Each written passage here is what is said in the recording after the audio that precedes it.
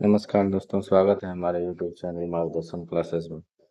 दोस्तों आइए आज हम लोग देखेंगे वर्ग 10 का विज्ञान का अध्याय 5 तत्वों का आवर्त वर्गीकरण। आइए इसमें तत्वों का आवर्त वर्गीकरण चैप्टर का जो भी इम्पोर्टेंट लाइन्स है उसको देखेंगे और उसकी व्याख्या करेंगे। आइए शुरू करते हैं। कक्षा 10 का विज्ञान का अध्याय 5 तत्वों का आवर्त वर्गीकरण, जो कि प्रतियोगी परीक्षाओं की दृष्टि से बड़ा ही महत्वपूर्ण है। आइए शुरू करते हैं।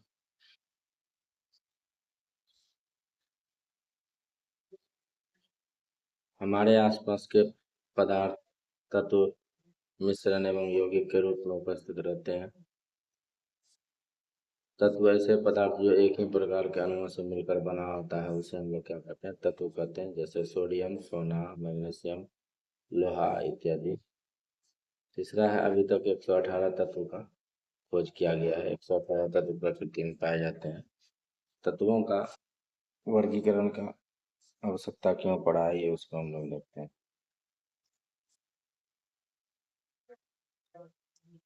वर्गीकरण की आवश्यकता क्यों है? तत्व को सुव्यवस्थित ढंग से पढ़ने के लिए और उसके अध्ययन को आसान बनाने हेतु उनको वर्गीकृत किया जाता है। सबसे पहले डोबेराइनर ने एक सिद्धांत दिया जिसको डोबेराइनर का त्रिक सिद्धांत कहते हैं। जब तत्वों को उनके बढ़ते हुए परमाणु भार के अनुसार क्रमवार लगाया जाए तो 3 तत्वों के समूह प्राप्त होते हैं जिन्हें त्रिक कहा जाता है। त्रिक के मध्य तत्व का परमाणु भार अन्य 2 तत्वों के परमाणु भार का माध्य होता है। तो इसमें कौन कौन सा तत्व? कैल्शियम है, स्ट्रोंशियम है, बेरियम है। सीमाएं: उस समय तक ज्ञात तत्वों में केवल 3 त्रिक ही ज्ञात कर सकते थे। डोबेराइनर त्रिक में लिथियम, कैल्शियम और chlorine, sodium, SR, beryllium, potassium, iodine. उसके बाद आता है न्यूटन का अष्टक सिद्धांत। न्यूटन ने तत्वों को बढ़ते परमाणु भार के क्रम में व्यवस्थित किया तो पाया कि प्रत्येक 8वें तत्व के गुण पहले तत्व के समान थे।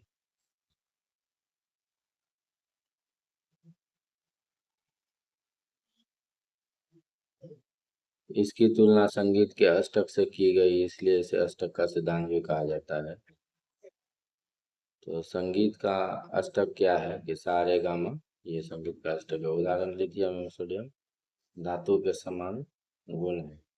सीमाएं: यह नियम केवल कैल्शियम धातु हल्के तत्वों तक लागू होता है। दूसरा, नए तत्वों के गुण इस सारणी से मेल नहीं खाते।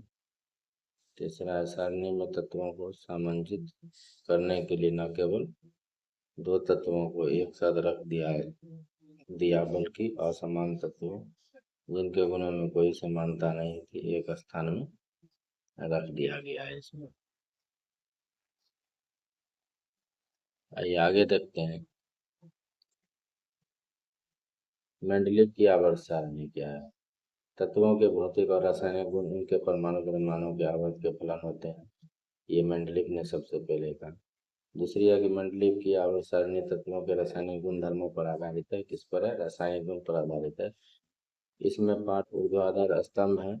8 ऊर्ध्वाधर स्तंभ हैं जिन्हें हम लोग क्या कहते हैं? समूह कहते हैं।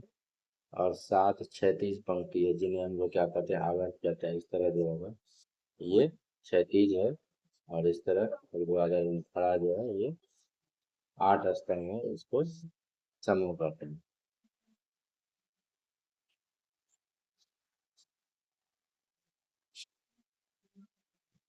मेंडलीव की आवर्त सारणी की उपलब्धि है।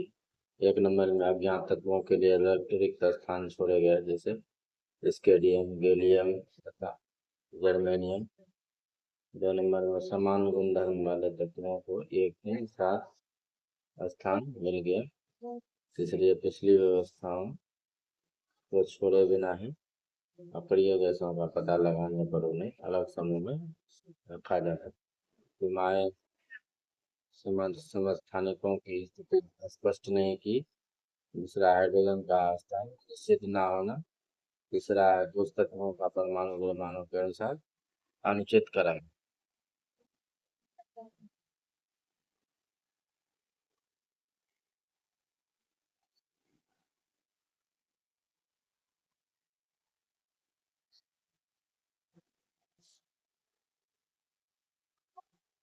आगे देखते हैं तत्व के परमाणु द्रव्यमान की तुलना में उसका परमाणु संख्या अधिक आधारभूत गुणधर्म होता है। आधुनिक आवर्त नियम के अनुसार तत्वों के गुणधर्म उसके परमाणु संख्या का आवर्त फलन होता है। ये हमारा आवर्त सारणी है। Helium lithium, helium lithium beryllium, ये सब आवर्त सारणी। ये खड़ा जो है इसको हम लोग क्या कहते हैं, इसको समूह कहते हैं। और ये है आवर्त।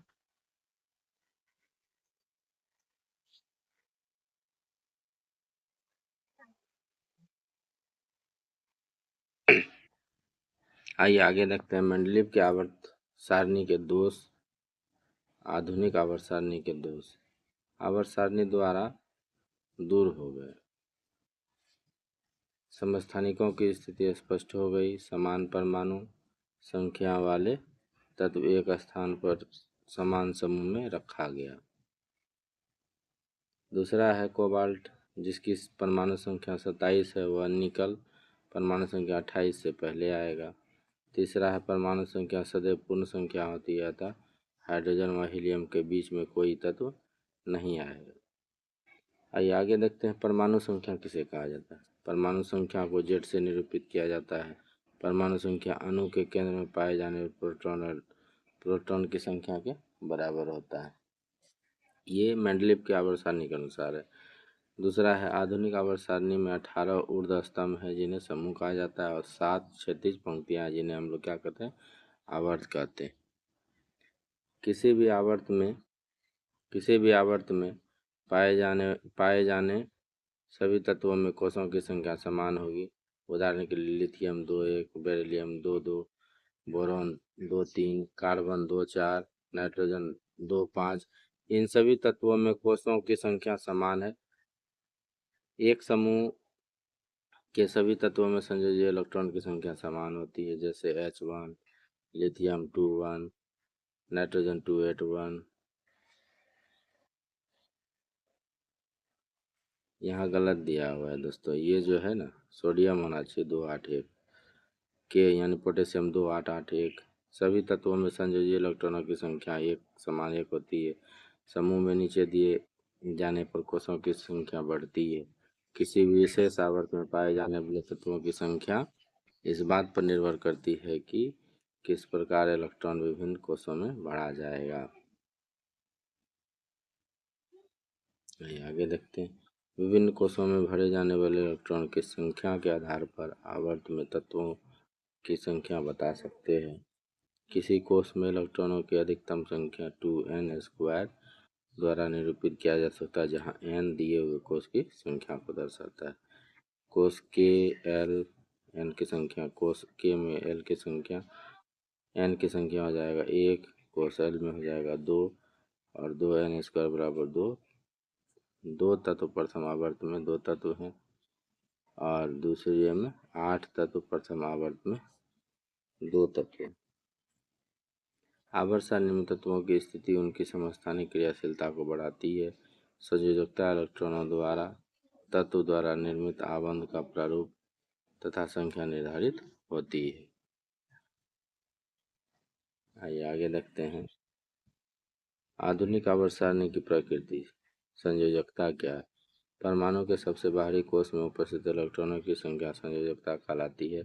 समूह में ऊपर से नीचे जाने पर संयोजकता समान रहती है, परंतु आवर्त में बाएं से दाएं जाने पर 1 से 4 तक बढ़ती है, उसके बाद घटकर 0 हो जाती है। तीसरा आवर्त में है Na, magnesium, aluminium, silicon, phosphorus, sulphur, chlorine और आर्गन। इसकी संयोजकता 1 2 3 4 3 2 1 0। परमाणु साइज क्या। परमाणु साइज से परमाणु की त्रिज्या का पता चलता है। एक परमाणु के केंद्र के बाह्यतम कोश की दूरी ही परमाणु साइज है। इसके बाद है आवर्त में बाएं से दाएं जाने पर परमाणु साइज या त्रिज्या घटती है, क्योंकि नाभिकीय आवेश में क्रमिक वृद्धि होती है। थर्ड आवर्त में है Na magnesium, sodium, magnesium, aluminium, silicon, phosphorus, sulphur, chlorine. त्रिज्या आ जाएगा 186, 180, 43, 118, 110, 104, 99। समूह में ऊपर से नीचे आने पर परमाणु त्रिज्या बढ़ती है, क्योंकि नए कोषों की संख्या बढ़ती है, जिससे नाभिक और बाह्य कोश की दूरी बढ़ती जाती है। समूह लिथियम, सोडियम, पोटेशियम, रूबेनियम, ये हो जाएगा CS। धात्विक गुण क्या है ये देखते हैं। धात्विक गुण का अर्थ था किसी तत्व के परमाणु द्वारा इलेक्ट्रॉन त्यागने की क्षमता। अब धातुएं आवर्त सारणी में बाएं तरफ है। आवर्त में बाएं से दाएं जाने पर धात्विक गुण कम हो जाता है, क्योंकि इलेक्ट्रॉन पर नाभिकीय आवेश बढ़ता है, इलेक्ट्रॉन त्यागने की प्रवृत्ति घट जाती है। धातु इलेक्ट्रॉन खोते हैं और धनात्मक आयन बनाते हैं, अतः धातु वैद्युत धनात्मक तत्व कहलाते हैं। आगे है समूह में ऊपर से नीचे जाने पर धात्विक गुण बढ़ता है, क्योंकि संयोजकता इलेक्ट्रॉनों पर नाभिकीय आवेश घटता है तथा बाहरी इलेक्ट्रॉन सुगमता पूर्वक निकल जाते हैं। आगे देखते हैं धात्विक गुणधर्म। अधातुओं का अधात्विक गुणधर्म होता है। अधातुएं विद्युत ऋणात्मक होती है, वे इलेक्ट्रॉनों का ग्रहण करती है। दूसरा है अधातुएं आवर्त सारणी में दाएं से बाएं की ओर पाई जाती है। आवर्त में बाएं से दाएं जाने पर धात्विक गुण बढ़ता है, क्योंकि प्रभावी नाभिकीय आवेश बढ़ने के कारण इलेक्ट्रॉन ग्रहण करने की प्रवृत्ति बढ़ जाती है। उसके बाद समूह में ऊपर से नीचे आने पर धात्विक गुण कम हो जाता है, क्योंकि प्रभावी नाभिकीय आवेश कम हो जाता है, जिससे इलेक्ट्रॉन अपनाने की क्षमता कम हो जाती है।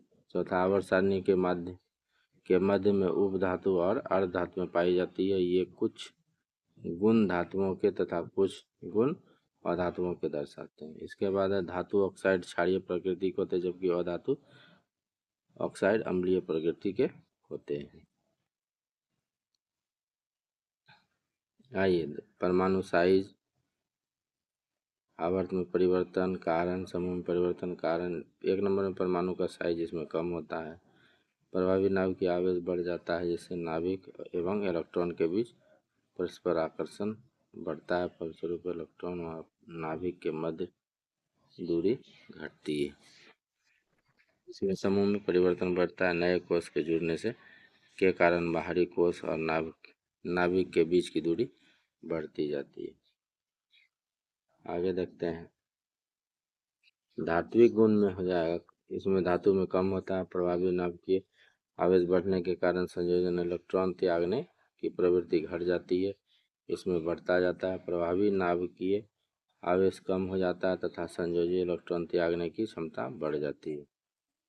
अत्यधिक गुण में बढ़ता है, प्रभावी नाभिकीय आवेश बढ़ने के कारण इलेक्ट्रॉन ग्रहण करने की प्रवृत्ति बढ़ जाती है, इसमें कम हो जाता है।